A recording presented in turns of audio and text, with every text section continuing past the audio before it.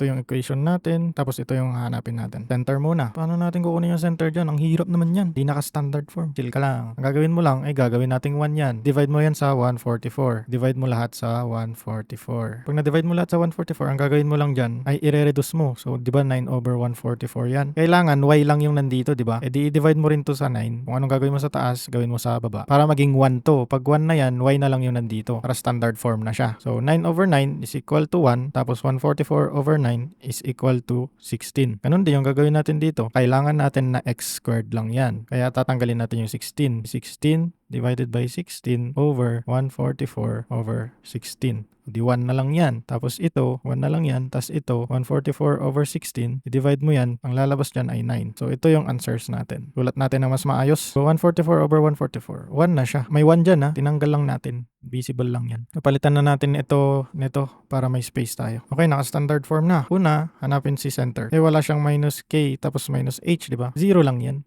Nakaganyan. Center natin ay 0, 0. Kasi walang HK. Walang hakdog. Next, hanapin yung vertices. Paano natin mahanap yung vertices? Kailangan kunin muna natin si A, B, tapos C. Kasi kung may graph tayo, yung vertex ito, tas ito. Eh, ang kukunin natin si vertex, yung coordinates niya, hindi natin makukuha hanggat hindi natin alam yung distance papunta dyan, which is yung A. So, kukunin muna natin yun. Susulat muna natin yung formula natin. Y squared, gagayahin lang natin to, pero yung formula. Y squared minus x squared over. Tapos, titingnan nyo kung sino yung positive. Saan yung positive, di ba? Ito, positive to, ito yung negative. Sino palagi ang positive? Si A. Sino palagi ang negative? Si B. Yan. Tapos squared equals 1. O, ito na yung formula natin. Next dyan, i-equate mo lang. Ito tapos ito. A squared yan ha. Tandaan nyo. A squared is equal to 16. A, i-square root natin para matanggal yung squared ng A. Para makuha lang natin yung A. Square root of 16. So, ang A natin ay, anong square root ng 16? Isa-isahin mo lang. 1 times 1 is 1. 2 times 2 is 4. 3 times 3 is 9. 4 times 4 is 16. 4 times 4. Kunin mo yan, lagay mo dito. 4. Kunin naman natin si B. Ito, i-equate mo dito. B squared is equal to 9. Square root natin siya. Equal to 9 square root. Cancel to. B is equal to, ano ang square root ng 9? 1 times 1, 1. 2 times 2 is 4. 3 times 3 is 9. 3 times 3. 3, ilagay mo dyan. 3. Turn yan, makukuha na natin si C.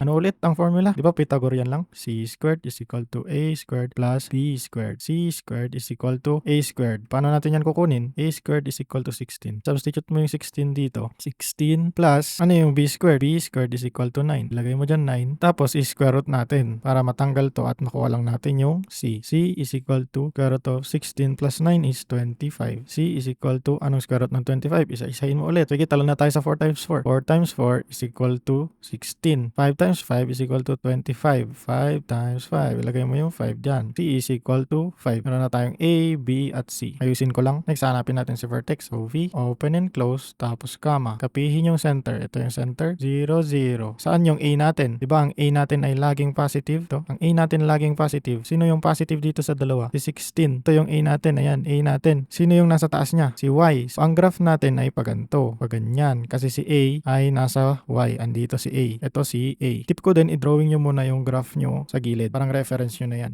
So, kukunin natin si vertex. V, open and close. Tapos, kapihin yung center. Ayan na yung center. Kunin natin si vertex. Titignan natin sa graph. Ito si vertex. Ito. Tapos ito, ano yung distance from center to vertex? A. Tapos asan yung vertex natin? Nasa Y. Plus minus sa Y. Tapos yung distance from center to vertex ay A. Center to vertex ay A. Lalagay natin dito A. Ano yung A natin?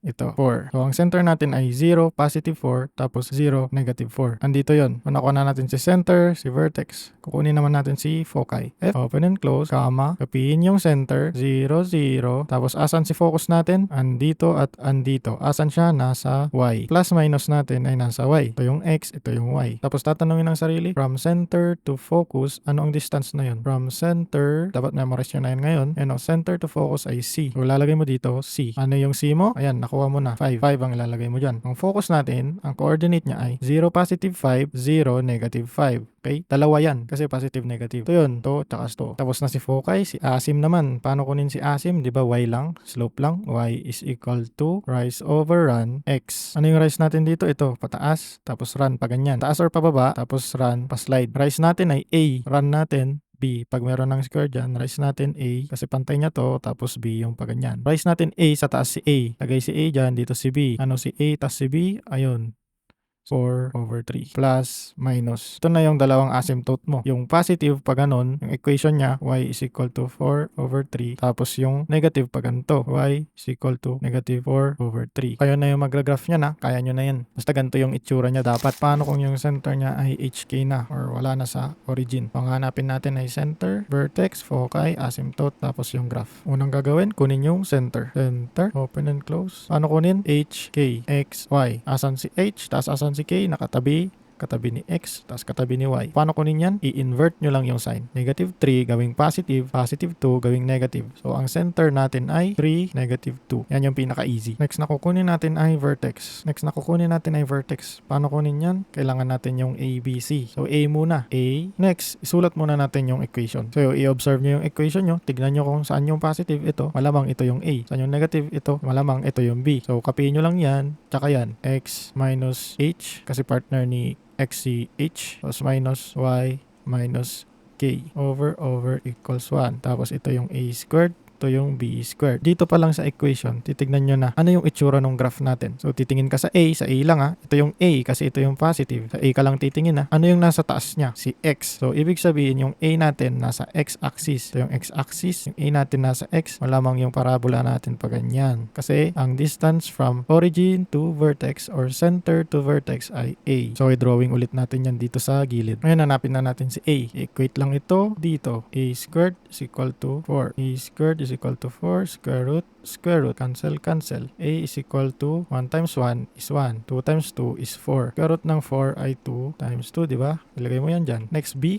squared is equal to, equate lang dyan. 9. Hindi 9 squared 9 lang kasi ito yon equal dyan. Kaya equate natin. B squared square root is equal to 9 square root. Cancel. B is equal to 1 times 1 is 1. 2 times 2 is 4. 3 times 3 is 9. 3 times 3. Ayan, 3. Ilagay mo dyan. So, nakuha na natin yung A. Kuha na natin yung B. Kunin na natin si C. Pythagorean. C squared is equal to A squared plus B squared. E squared is equal to, ano yung A squared natin? Nandito na. Ayan no. A squared. Pares to dito. 4 plus B squared natin ay 9. Tapos square root lang natin. Cancel. Square root natin to. So C, matitira. 4 plus 9 is equal to 13. So ang C natin ay square root of 13. Hindi na natin ito masimplify. Kaya yan na yung C natin. Pag nakuha na si ABC, pwede na natin kunin si vertex tapos si foci. So, V, open and close, tapos comma, kapihin yung center, 3, 2, or HK. 3, negative 2. Asan yung vertex natin? Tignan natin yung mini graph natin dito. Ito yung vertex. Asan siya? Nasa X-axis. So, sa X ka maglalagay ng plus, minus. Ano ulit yung itatanong? From center to vertex. Ano yun? A yun. Lalagay mo dyan, A. Ano ba yung A natin? Andito si A. 2 siya. Is equal to, ito yung 2. 3 plus 2 is 5, negative 2. Ito yung positive. Tapos yung V natin na isa ay 3 minus 2 is equal to 1. Tapos negative 2 yan. Ito yung negative. Ito yung positive. Next, kukunin natin si foci. Open and close. Tapos comma. Kapihin yung center. 3, negative 2. Asan si foci natin? Nandito. Tapos nandito. Nasa x-axis. Nasa harap lagi nung curve natin yan. Kasi yung antenna, di ba? Ito yung antenna, yan yung receiver niya. Lahat ng signal pumupunta dyan. Nasa harap yan. So, asan yung focus natin? Nasa x-axis. Sa x-axis tayo maglalagay ng plus minus. Next na tanong, from center to focus. Ano yung from center to focus? Ito, C. Ilalagay mo dito sa plus minus yung C. Ano yung C mo? Ito, square root of 13. Hindi natin yan ma-evaluate, mamaya na lang pag mag-graph na. Next na kukunin natin si asymptote. Y equal to rise over run tapos X. Oops, ano yung center natin? Diba? HK. So, papalitan natin yan. Huwag nyo yun kakalimutan. Bago kayo mag-asymptote, tignan nyo muna kung saan yung center nyo. So, Y minus. Ano yung partner ni Y? Nakalimutan mo. Edi sabihin mo lang, hakdug. Ayan. H, tapos K, Y, tapos X. So, K ang partner ni Y. K. Tapos, open and close, equal sa rise over run. X, partner ni X, si H. Ano yung rise natin? Ano yung run? Tignan mo lang dito sa graph mo, sa mini graph. Yung A mo, asan yung A mo? Nasa run. Nasa run siya. Paganto siya. Pahiga siya. Ito yung run. Ito yung rise. Rise over run. Ano yung A mo? Run siya. So, sa baba siya. A. Tapos dito yung B mo. Plus, minus dyan. Ano yung A at B? Andito. A at B. 2, tapos 3. Plus, minus. Tapos, syempre, yung K tapos yung H mo, palitan mo na rin. Ano yung K tapos H mo? Negative 2 tapos 3. Ito yung 3, ito yung negative 2. Kung negative 2 yun, so gawin mo ng plus yan. Kasi negative is positive. Paano malalaman kung tama si asymptotes? Tignan mo lang to. Kumpara mo sa equation. Parehas dapat yan. Pati ito, kumpara mo sa equation, parehas dapat yan. Pag magkaiba yan, 0 ka na. Joke lang. Basta ayusin mo, ayusin mo muna to para di ka ma-zero. So, burahin natin si asymptote, tapos mag-graph tayo. Pag magpla-plot, ang unang gagawin ay si center syempre. So, nasa 3, negative 2 daw siya. 1, 2, 3 sa positive side. Tapos, yung y mo ay negative, kaya pababa. Andito yung negative, andito yung positive. 1, 2, dalawa daw na pababa. So, lagay mo dyan. Ito yung center natin. Next naman yung vertex natin. 5, negative 2, tapos 1, negative 2. Ito muna, mas madali. 1, negative 2. 1 na x, isang x na talon, tapos negative 2 na talon. 1, 2. Dito siya. Yung isa naman, 5, negative 2. 1, 2, 3, 4, 5. Tapos dalawa sa baba. 1, 2. So, ito yung vertex natin. Center, vertex, vertex. Next, yung focus naman. So, sinimplify ko na yung mga foci natin para wala na siyang square root of 13. So, plot natin, 6.6 tapos negative 2. So, 6.6 sa positive ng x. 1, 2, 3, 4, 5, 6. Tapos 0.6. Andito yung 7. Tapos baba ng dalawa. 1, 2. Tapos yung isang point natin, negative 0.6. Tapos negative 2. Dito yung negative 0.6, mga nandyan. Tapos negative 2, 1, 2. Dito. After nyan, titignan natin si A, si B, tapos si C. Si A ay center to vertex. So, andyan siya. Si center to vertex yan si A. Tapos A din to, center to vertex. Tapos si B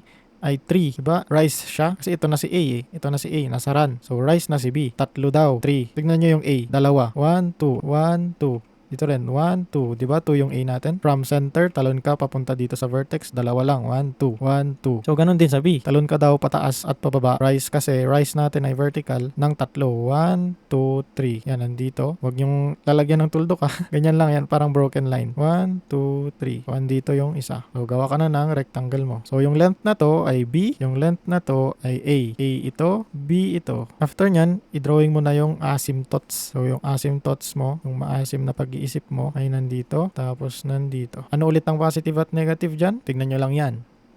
Oh, so ito yung negative natin, ito yung positive. Yung equation niya ay kanina binura na natin. Tapos drawing nyo na yung curve nyo after nung asymptote. Tatama yan sa vertex dapat. Tapos pa ganyan. Malapit sa asymptote, tatama sa vertex, malapit sa asymptote. Yan, tapos na yung graph mo. Di ba? Madali lang. Ang importante dyan, may reference kang ganito. Kaya drawing mo yan muna sa gilid para ma-solve mo lahat to. Tapos, ang una mong hanapin ay center. After nun, gawa ka ng equation. Kunin mo yung A, kunin mo yung B, equate mo lang dito. Tapos, kunin mo na lahat. Vertex, foci, asim, tapos graph. Okay, di ba? Madali lang. So, no student left behind tayo ha. I-share natin to sa mga kasama natin na naghihirap. Kahit hindi naghihirap, i-share nyo pa rin. Maging generous kayo para sama-sama kayo graduate. Tulong-tulungan.